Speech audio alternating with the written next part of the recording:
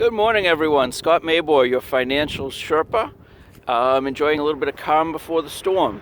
So I was talking to some people recently, and they asked what I do. And actually, my technical designation is CFE. I am a Certified Financial Educator.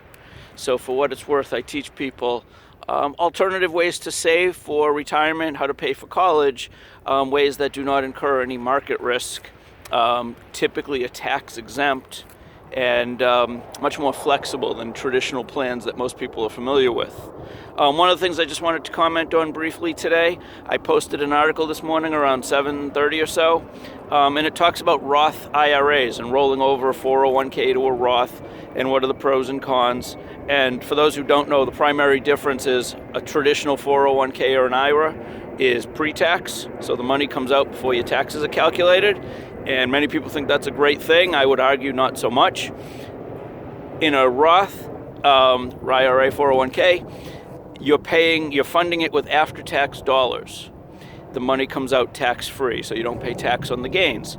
That, I would argue, is a better scenario, especially if you're in the camp that feels taxes in the long run will be going up.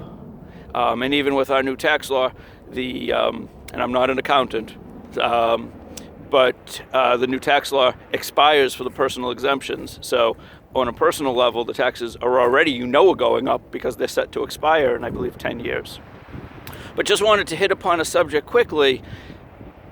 If Roths are a better thing, why are you capped on income, who can use it, does not apply to rollovers, and how much you can put in? So typically, if a Roth is a better thing, excuse me, there's a plane going overhead. If a Roth is better than a traditional, why are you allowed to put less in? Or why can't you put as much in, prevented from putting as much in? And why, if you make above a certain income level, are you not allowed to even use it with the exemption of the rollover option? I would argue that the government knows it's the better thing, so they're curtailing how much you can put into it. The products I use function as kind of a super Roth, if you will, Roth on steroids when I was trained. But what it does, it allows you to put money in after tax, grow tax exempt, but it also eliminates market risk. It also gives you flexibility that retirement plans typically don't have because of different rules and regulations around ages and all that sort of thing. No income requirements or stipulations, no minimums or maximums. It gives you complete flexibility, just like the Roth, or far greater than a Roth, but like a Roth is funded with after-tax dollars, and therefore the gains are not taxed. Happy to talk to you about it. There's a lot of advantages, I believe, to my plan versus either a traditional 401k IRA scenario or even the Roth version. But if you're a fan of Roths, you should absolutely look at what we do, because it literally is what the Roth was based upon.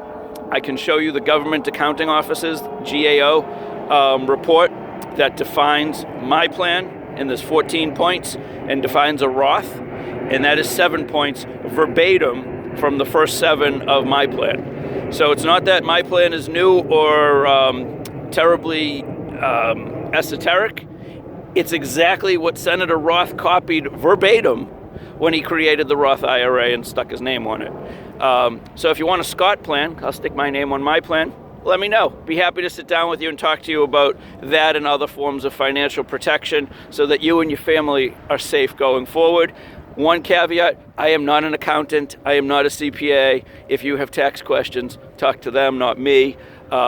I can give you broad scope, broad pictures, but I am not digging into the weeds with you on that. Call me if you have questions. Scott Mabor, your financial Sherpa / financial educator. Talk to you soon. Certified financial educator at that.